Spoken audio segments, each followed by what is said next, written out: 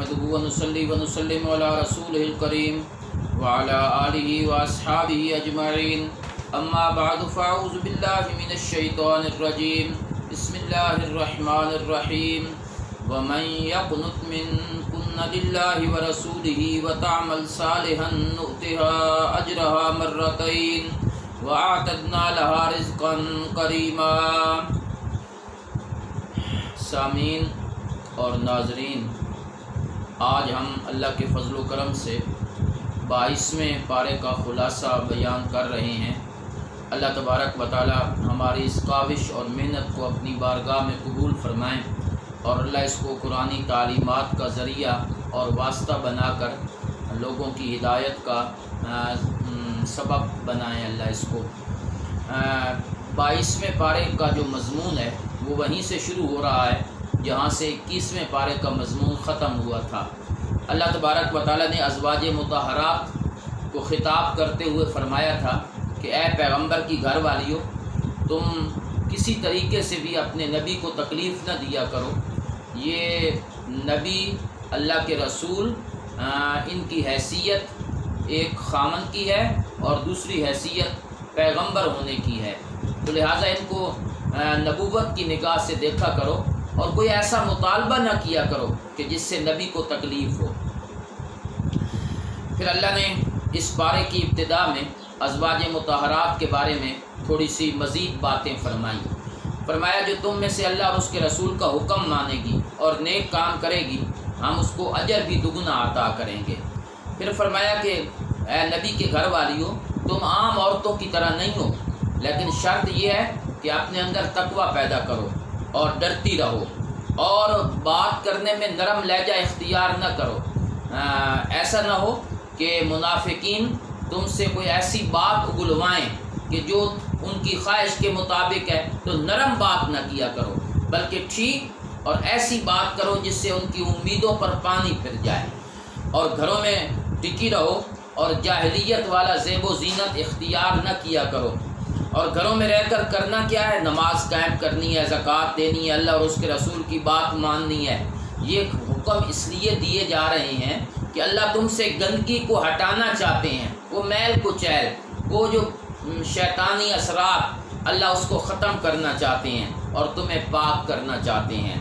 और घरों में रहकर अल्लाह की आयात और अहादीस जो नबी की ज़ुबान से तुम सुनती हो, उसी का तज़किरा किए रखो, उसी को दोहराए रखा करो, ताकि तुम्हारा ईमान वो कुरान और सुन्नत के साथ मुनव्वर रहे।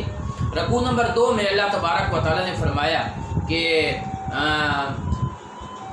मर्द या औरतें जब उनमें ये सिफ़ात होती हैं तो अल्लाह उनको बहुत बड़ा अजर अता करते हैं। इस्लाम, ईमान, आजिज़ी, सच्ची बात करना, सब्र करना, अल्लाह से डरना, सदका करना, रोज़े रखना, शर्मगाहों की हिफाजत करना, दोनों तबकों को कुरान ने ज़िक्र किया। मुसलमान मर्द, मुसलमान औरतें, मोमिन मर्द, मोमिन औरतें, अल्लाह ने उनके लिए तैयार की है मग़फ़िरत। फिर अल्लाह ने एक कानून ज़िक्र किया कि जब नबी किसी चीज़ का फ़ैसला कर दें तो उसके बाद कोई मुसलमान मर्द और औरत उसकी ज़ाती राय ख़त्म हो जाती है। फिर नबी का फ़ैसला मानना होता है, नबी के फ़ैसले को कबूल करना होता है, फिर ज़ाती राय उसमें नहीं होती।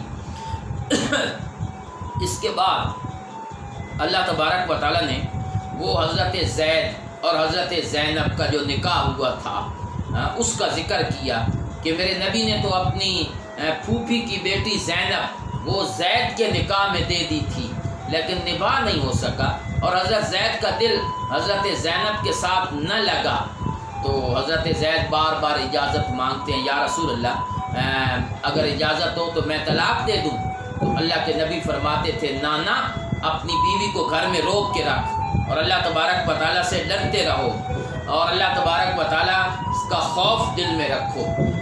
ये बातें तू अपने उस ग़ुलाम से कर रहा था जो जिसको आपने मुतबन्ना बनाया था। मेरे नबी के दिल में बात ये थी कि अगर ज़ैद ने दे दी तलाक़ तो मुझे ज़ैनब से निकाह करना पड़ेगा उसकी दिल जोई के लिए।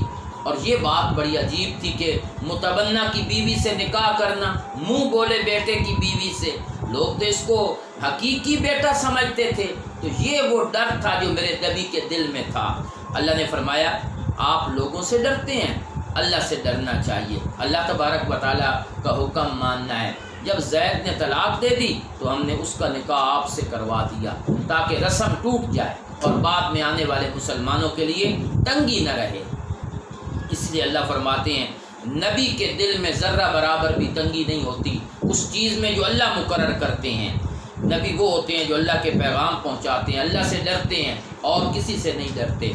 پھر اللہ نے اپنے آخری پیغمبر کی حیثیت کو بیان کیا کہ محمد تم مردوں میں سے کسی کے باپ نہیں ہیں، وہ اللہ کے رسول ہیں اور خاتم النبیین ہیں۔ آپ کے آنے کے بعد نبوت کا دروازہ بند، لہٰذا یہ رسم میرے نبی نے ہی توڑنی ہے۔ رکوع نمبر 3 میں اللہ نے اور باتیں ذکر کی کہ ایمان والو اللہ کو یاد کرو، اللہ کی پاکی بیان کرو، اللہ تم پر اپنی رحمتیں بھیجتا ہے۔ پھر اللہ نے نبی کے فرائض ذکر کیے کہ ہم نے آپ کو شاہد، مبشر، نذیر اور داعی اللہ بنا کے بھیجا ہے، یہ آپ کی صفات ہیں، آپ نے لوگوں کو یہ باتیں بتانی ہیں۔ پھر اللہ نے دوبارہ اس مضمون کا ذکر کیا جو سورت کے شروع میں تھا کہ کافرین اور منافقین کی باتیں نہیں ماننی اور ان کی اذیت اور تکلیف، اس پہ صبر کرنا ہے۔ پھر اللہ نے ایک اور قانون ذکر کیا کہ اگر کسی عورت کا کسی خامن سے نکاح ہو جائے اور رخصتی سے پہلے طلاق ہو جائے تو اس پر کوئی عدت نہیں ہے۔ پھر اللہ نے اپنے نبی کے بارے میں فرمایا کہ ہم نے آپ کے لیے 4 قسموں کی عورتیں حلال کی ہیں، ایک وہ جن کو تو نے مہر دیا ہے، ایک آپ کی لونڈیاں ہیں، ایک آپ کے رشتہ داروں کی بیٹیاں ہیں، پھوپھی، خالہ اور ماموں کی، اور وہ عورت جو اپنے آپ کو نبی کے حوالے کر دے بغیر مہر کے، یہ بھی حلال ہے جی۔ پھر اللہ نے فرمایا کہ جس بندے کے گھر میں 2 بیویاں ہیں اس کا قانون یہ ہے کہ وہ دونوں میں انصاف کرے، برابری کرے، لیکن یہ برابری نبی کے ذمے نہیں ہے، وہ جس کو چاہے قریب لائے، جس کو چاہے دور کرے۔ پیغمبر سے اللہ نے مواخذہ نہیں کرنا، گرفت نہیں کرنی، لیکن اس کے باوجود میرے نبی برابری کا بڑا خیال رکھتے تھے۔ رکوع نمبر 4 میں اللہ نے فرمایا کہ اے لوگو نبی کے گھر میں نہیں جانا جب تک کہ اجازت نہ ہو، بغیر اجازت کے گھروں میں ویسے بھی نہیں جانا، اور خاص طور پہ نبی کے گھر میں تو نہیں جانا، اور جانا اس وقت ہے جب تمہیں بلایا جائے، اور جب کھانے کی مجلس ہو، کھانا ختم تو وہاں سے اٹھ جایا کرو، زیادہ دیر بیٹھنے کی ضرورت نہیں ہے۔ پھر اللہ نے کچھ رشتے ذکر کیے ہیں کہ ان کے گھروں میں تم جا سکتے ہو، اپنے بھائی ہیں، بیٹے ہیں، اولاد ہے، ماں باپ ہیں، ان کے گھروں میں بے تکلف جانے کی اجازت ہے۔ پھر اللہ نے فرمایا کہ جب میرے نبی نے اس رسم کو توڑا تو اللہ اور اس کے فرشتے نبی پر شاباش بھیجتے ہیں۔ پھر اللہ نے رکوع نمبر 5 میں فرمایا کہ اے میرے پیغمبر اپنی بیویوں سے، بیٹیوں سے اور مومنوں کی عورتوں سے کہہ دو کہ جب باہر نکلیں تو اپنا بڑی چادر اپنے اوپر ڈھانپ لیا کریں، پردے کے ساتھ جائیں۔ یہ منافق جو مدینے میں ہے نا، یہ مسلمانوں کو بدنام کرنا چاہتے ہیں، لہذا آپ پردے کا اہتمام کریں۔ سورت کے آخر میں اللہ تبارک و تعالیٰ نے ذکر کیا ہے کہ لوگ تجھ سے پوچھتے ہیں قیامت کے بارے میں، فرماؤ اس کا علم اللہ کے پاس ہے۔ یہ وہ دن ہے کہ جس دن چہرے بدل جائیں گے اور اللہ تبارک و تعالیٰ کافروں کو عذاب میں مبتلا کریں گے، اور یہ بڑے لوگ جو ہیں نا اور چھوٹا طبقہ جب جہنم میں جائے گا تو چھوٹے بڑوں کو کہیں گے کہ یا اللہ ان کو دگنا عذاب دے، انہوں نے ہمیں گمراہ کیا تھا۔ تو اللہ نے اسی مضمون پر سورت کو مکمل کیا۔ اس کے بعد سورہ سبا ہے، اس کا نام سبا اس لیے ہے کہ اس میں سبا کا ذکر ہوا ہے۔ اللہ فرماتے ہیں تعریفیں اللہ کے لیے ہیں جس کے لیے حکومت ہے آسمان و زمین کی۔ اللہ زمین و آسمان کی پوشیدہ باتیں بھی جانتا ہے۔ کافر کہتے ہیں قیامت کیوں نہیں آتی؟ جواب دو میرے پیغمبر، اپنے وقت پہ آئے گی، اور جب آئے گی تو اللہ ایمان والوں کو اچھا بدلہ دیں گے، کافروں کو اللہ جہنم میں ڈالیں گے۔ اور کافر نبی کے بارے میں کہتے ہیں کہ یہ پیغمبر عجیب باتیں کرتا ہے کہ جب ہم ریزہ ریزہ ہو جائیں گے دوبارہ اٹھایا جائے گا۔ اللہ فرماتے ہیں ہاں، دیکھتے نہیں ہو کہ زمین و آسمان میں جو کچھ بھی ہے اللہ تبارک و تعالیٰ اس کو پیدا کرنے والے ہیں۔ اگر ہم چاہیں تو تمہیں زمین میں دھسا دیں یا آسمان سے کوئی ٹکڑا گرا دیں، لیکن اللہ ایسا کرتا نہیں ہے۔ پھر اگلے رکوع میں، رکوع نمبر 8 میں اللہ نے حضرت داؤد اور حضرت سلیمان کا ذکر کیا کہ داؤد کو ہم نے بڑی فضیلت عطا کی، پہاڑ ان کے ساتھ تسبیح کرتے تھے اور لوہا ان کے ہاتھ میں نرم ہو جاتا تھا، وہ لوہے سے زرہ بنایا کرتے تھے۔ حضرت سلیمان کے ہم نے ہوا تابع کر دی، صبح اور شام کا سفر 1 مہینے کے برابر طے کرتی تھی، اور تانبے کے چشمے ہم نے ان کے لیے پگھلا دیے۔ شیاطین ان کے سامنے کھڑے ہو کر بڑے بڑے کام کیا کرتے تھے، بڑے بڑے عبادت خانے، بڑے بڑے لگن، بڑے بڑے ہنڈیاں وہ بنایا کرتی تھیں۔ لیکن اس کے باوجود سلیمان پر جب موت کا فیصلہ ہوا تو جن اللہ کا گھر بنا رہے ہیں، جنوں کو حضرت سلیمان کی موت کا پتہ نہ چلا۔ ہاں، زمین کا ایک کیڑا تھا گھن، جس نے ان کی لکڑی کھائی اور سلیمان گر گئے۔ جب گرے تو لوگوں کو یہ حقیقت کھل گئی کہ جن عالم الغیب نہیں ہیں۔ اگر عالم الغیب ہوتے تو اتنا عرصہ حضرت سلیمان کی موت سے بے خبر نہ رہتے۔ سبا ہے نا، سبا، ان کی رہائشوں میں اللہ نے بڑی نشانیاں بنائی ہیں۔ اللہ نے ان کو بڑے عمدہ باغ عطا کیے تھے، پھر اللہ نے ان کو راستے کی سہولتیں عطا کی تھی سفر کی، لیکن انہوں نے ناشکری کی تو اللہ نے اس کے بدلے میں وہ نعمتیں لے لیں اور اللہ نے ان پر عذاب مسلط کر دیا۔ پھر اللہ نے ان کو ریزہ ریزہ کر دیا اور وہ سب تباہ و برباد ہو گئے۔ رکوع نمبر 9 میں اللہ فرماتے ہیں، ان کو پکارو جن کو تم اللہ کے سوا شریک سمجھتے ہو، وہ رائی کے دانے کے برابر بھی نہیں ہے، اور شفاعت کام نہیں آئے گی مگر اس کے حق میں جس کے حق میں اللہ اجازت دیں گے۔ یہ جو کہتے ہیں کہ ہمیں چھڑا لیں گے، کوئی بھی نہیں چھڑائے گا۔ پھر اللہ نے فرمایا، ان سے پوچھو آسمان و زمین سے رزق کون دیتا ہے، تو یہ جواب میں کہیں گے اللہ ہی دیتے ہیں۔ اللہ فرماتے ہیں، مجھے دکھاؤ جن کو تم نے اللہ کے ساتھ شریک بنایا ہوا ہے، ان کے ہاتھ میں کچھ ہے؟ کچھ بھی نہیں ہے۔ تو معلوم ہوتا ہے عبادت کے لائق اللہ تبارک و تعالیٰ کی ذات ہے۔ رکوع نمبر 10 میں اللہ فرماتے ہیں، کافر کہتے ہیں کہ ہم اس قرآن پر ایمان نہیں لائیں گے۔ اللہ فرماتے ہیں نہ لائیں، قیامت کے دن ہمارے سامنے ہی آنا ہے نا۔ اس دن 2 طبقے ہوں گے، کمزور اور بڑے لوگ، چھوٹے اور بڑے۔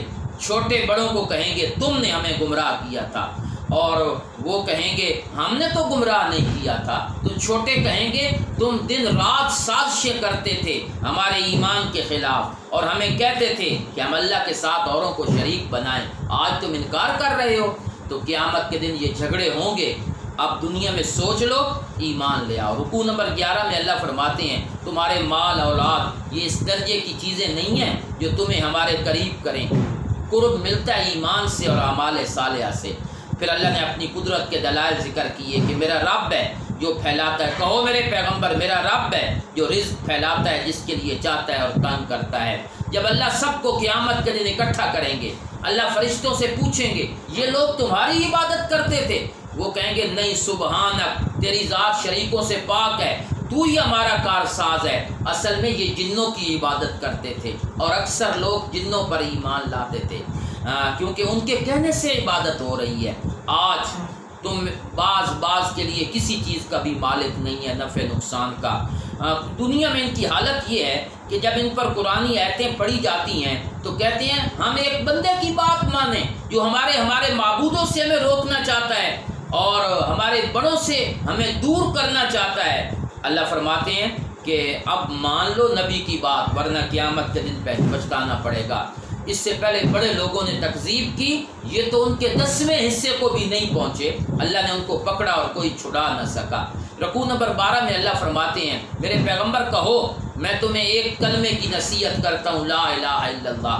تم 2 3 کھڑے ہو کر سوچو اور غور و فکر کرو، کیا میں پاگل ہوں؟ نعوذ باللہ۔ میری بات سنو، میں تم سے مزدوری نہیں مانگتا، میں تو حق بات کی دعوت دیتا ہوں، اور حق بات جب آتا ہے تو حق آ جاتا ہے اور باطل پیچھے چلا جاتا ہے۔ تو یہ اللہ نے اپنے نبی کی زبان سے یہ باتیں کہلوا دی۔ اس کے بعد سورہ فاطر ہے۔ سورہ فاطر میں اللہ تبارک و تعالیٰ نے ابتدا میں فرمایا کہ تعریفیں اللہ کے لیے ہیں جس نے آسمان و زمین کو پیدا کیا، فرشتوں کے پر بنائے، 2 2 3 3 4 4، اس سے زائد بھی۔ اللہ جس کے لیے رحمت کا فیصلہ کرتے ہیں کوئی روک نہیں سکتا، جس کے لیے روک لیں کوئی کھول نہیں سکتا۔ کیا اللہ کی نعمت یاد کرو، کیا اللہ کے علاوہ کوئی اور خالق ہے جو تمہیں زمین و آسمان سے رزق دے؟ اگر تجھے جھٹلاتے ہیں تو آپ سے پہلے بھی بڑے نبیوں کو جھٹلایا گیا ہے۔ کائنات کے انسانوں، اللہ کا وعدہ سچا ہے، تمہیں دنیا دھوکے میں نہ ڈال دے۔ شیطان تمہارا دشمن ہے، اس کو اپنا دشمن بنا کے رکھو اور اس کے کہنے پر نہ آؤ۔ رکوع نمبر 14 میں اللہ فرماتے ہیں ایک شخص وہ ہے جس کے لیے برے عمل مزین کر دیے گئے، وہ اس کو اچھا سمجھتا ہے، اور اس کے مقابلے میں ایک وہ ہے جس کو اللہ تبارک و تعالیٰ نے ہدایت عطا فرمائی ہے۔ تو گمراہ لوگوں کو کیسے ہدایت ملے؟ میرے پیغمبر، آپ اپنے جی کو حسرت کے ساتھ ان کے اپنا جی ختم نہ کریں، آپ اپنے آپ کو کہیں ایسا نہ ہو کہ افسوس کر کر کے اپنی جان لے لیں۔ جو چیز آپ کے اختیار میں نہیں ہے اس پر حسرت کس بات کی؟ ہاں، دلائل سنائیں۔ اللہ وہ ہے جو ہوائیں چلاتا ہے، بادل اٹھاتی ہیں، پھر اللہ اس کو مردہ زمین کی طرف لے جاتا ہے، پھر اللہ زمین زندہ کرتا ہے، اسی طرح تم اٹھائے جاؤ گے۔ پھر اللہ فرماتے ہیں عزتیں ساری اللہ کی طرف ہیں، اسی کی طرف پاکیزہ کلمے چڑھتے ہیں، نیک عمل بھی اللہ کی طرف اٹھائے جاتے ہیں۔ اللہ وہ ذات ہے جس نے مٹی سے بنایا، پھر نطفے سے، پھر اللہ نے تم کو جوڑے جوڑے بنایا۔ کوئی بھی عورت مؤنث وہ بچہ نہیں اٹھاتی اور نہیں جنتی مگر اللہ کے علم سے۔ اللہ چاہیں تو عمر میں بھی کمی بیشی کر دیتے ہیں، کسی کی زیادہ کسی کی کم۔ پھر اللہ کی قدرت کی نشانیاں دیکھو، دو سمندر چلتے ہیں مل کر، ایک میٹھا ایک کڑوا، ہر ایک میں سے گوشت نکلتا ہے، ان میں سے زیور نکلتا ہے جس کو تم پہنتے ہو۔ اللہ ہے جو رات کو دن میں اور دن کو رات میں داخل کرتا ہے۔ اللہ نے تمہارے کام میں سورج چاند لگایا ہوا ہے۔ یہ تو میرے اللہ کی صفتیں ہیں۔ ذالکم اللہ ربکم لہ الملک، حکومت بھی اسی کی، اور جن کو تم پکارتے ہو اللہ کے سوا، ما یملکون من قطمیر، وہ کھجور کے اوپر جو پردہ ہے اس کے بھی مالک نہیں ہے۔ اگر تم پکارو وہ تمہاری پکار نہیں سنتے، بالفرض سن بھی لیں، مستجابوا لکم، تمہارے کام نہیں آ سکتے، اور قیامت کے دن تمہارے شرک کا انکار کریں گے۔ معلوم ہوتا ہے پکاریں سننے والا اللہ ہے، تو اسی کو پکارنا چاہیے۔ رکوع نمبر 15 میں اللہ فرماتے ہیں اے لوگوں، تم سب اللہ کے دروازے کے فقیر ہو، اللہ بے پرواہ ذات ہے، اگر چاہے لے جائے اور نئی مخلوق لے کے آئے۔ کوئی بوجھ اٹھانے والا دوسرے کا بوجھ نہیں اٹھائے گا، چاہے رشتہ دار ہی کیوں نہ ہو۔ تو قیامت سے ڈرو۔ پھر اللہ فرماتے ہیں انسان برابر، اندھا اور دیکھنے والا برابر نہیں، اندھیرے اور روشنی برابر نہیں، سایہ اور گرمی برابر نہیں، زندے اور مردے بھی برابر نہیں ہیں۔ اللہ جس کو چاہتے ہیں سناتے ہیں، آپ ان کو نہیں سنا سکتے جو قبروں میں پڑے ہوئے ہیں۔ معلوم ہوتا ہے مرنے کے بعد سننے کا سلسلہ، سنانے کا سلسلہ ختم ہو جاتا ہے۔ رکوع نمبر 16 میں اللہ فرماتے ہیں اللہ وہ ذات ہے جس نے آسمان سے پانی اتارا، پھر ہم اس کے ساتھ پھل نکالتے ہیں جس کے رنگ مختلف ہیں، پہاڑوں کے ٹکڑے مختلف ہیں، سفید، سیاہ، سرخ، انسان، چوپائے، ان کے رنگ مختلف ہیں۔ ان نصیحتوں کو وہی سنتے ہیں جو اللہ کے نیک بندے ہیں، جو کتاب پڑھتے ہیں، نماز قائم کرتے ہیں، ہمارے دیے ہوئے میں سے خرچ کرتے ہیں، تاکہ اللہ ان کو اجر بھی دیں اور اللہ ان کو اپنے فضل سے اور بھی عطا فرمائیں گے۔ کتاب بڑی عظمت والی ہے، یہ پہلی کتابوں کی تصدیق کرتی ہے۔ اس کتاب کے وارث بڑی عظمت والے ہیں۔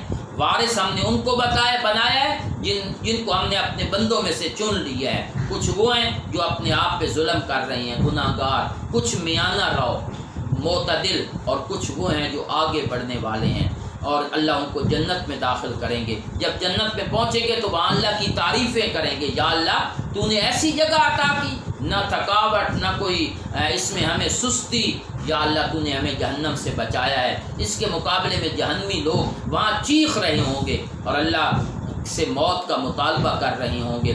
رکوع نمبر 17 میں اللہ فرماتے ہیں زمین و آسمان کا غیب جاننے والا وہی ہے، وہی وہ ذات ہے جس نے تم کو نائب بنایا زمین میں۔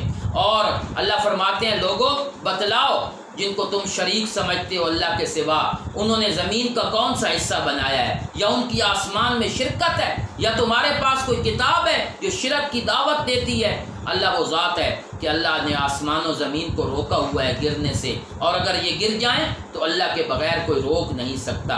تو یہ لوگ ان دلائل کو سننے کے باوجود تکبر کرتے ہیں، تو کیا یہ انتظار کر رہے ہیں کہ پہلوں کا طریقہ آئے؟